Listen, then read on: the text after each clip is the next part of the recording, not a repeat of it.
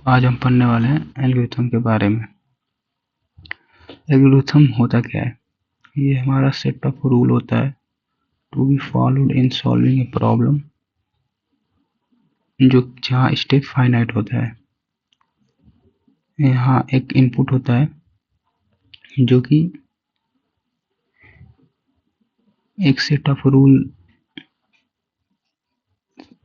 के होने के बाद से वो एक आउटपुट देता है। इनपुट यहाँ एक या दो n तक हो सकते हैं, बट आउटपुट हमेशा हमारा 1 होता है। कैरेक्टरिस्टिक ऑफ एल्गोरिथम देख लेते हैं क्या होता है। क्लियर होती है, एनालॉगस, कोई रिपीटेशन नहीं होना चाहिए कोई भी कोड उसमें। दूसरा, वेल डिफाइंड इनपुट होते हैं उसमें, वेल डिफाइंड आउटपुट्स भी होते हैं। फाइनाइटनेस, फाइनाइट स्टेप में वो खत्म हो जाते हैं।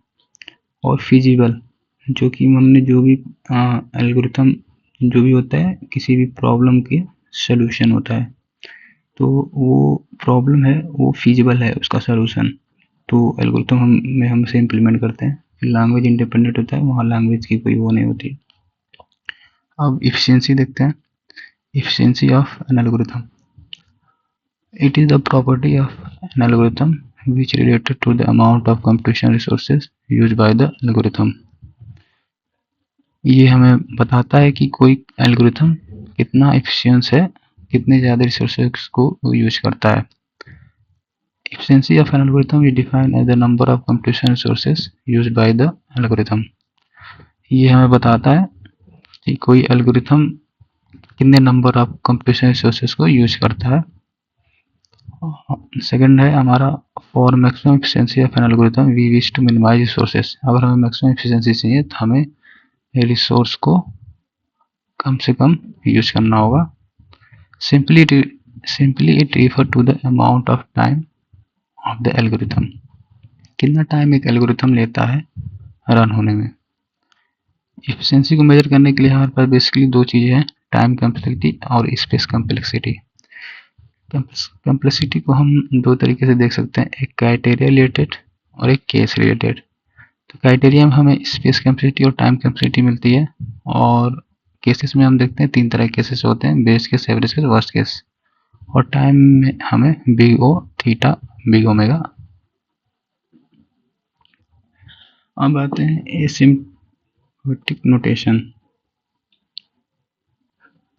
ये एक मैथमेटिकल वे होता है representing of time complexity. Time complexity को रिप्रेजेंट करने का एक मैथमेटिकल वे होता है जहाँ पे हम थीटा को एवरेज केस भी कहते हैं। आप देख सकते हैं कि ये जो हमारा फंक्शन है fn, ये c2 और c1 के मिडिल में लाई करता है।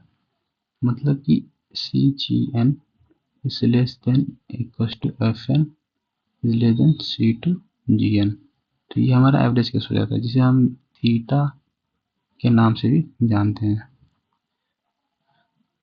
Big O notation, big O notation में हमें ये अपर बाउंड को रिप्रेजेंट करता है, और ये सबसे हमारा वर्स्ट केस होता है। आप देख सकते हैं ये हमारा वर्स्ट केस है, जहाँ पे ये फंक्शन हमारा नीचे है और ये जो हमारा cgn है ये हमारा अपर बाउंड है।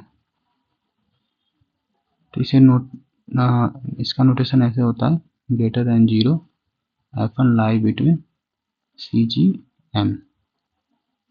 नेक्स्ट है हमारा बिग ओमेगा नोटेशन, ये जो कि हमारा लोअर बाउंड को रिप्रेजेंट करता है, जहाँ पे ये जो cn है हमारा नीचे है और fn जो है हमारा ऊपर है, जो कि ये सबसे बेस्ट केस माना जाता है।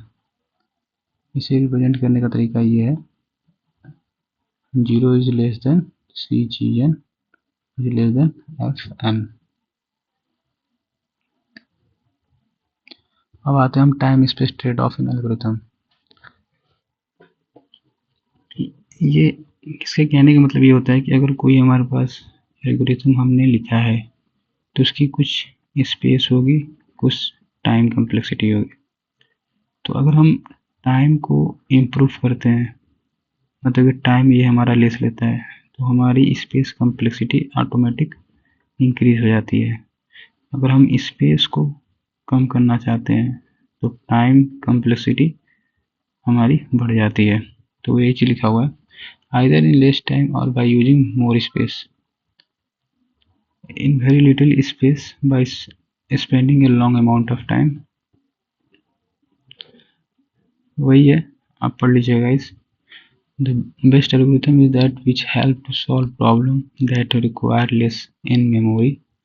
सबसे अच्छा एल्गोरिथम वो है जो कि लेस मेमोरी लेता हो और लेस टाइम लेता हो।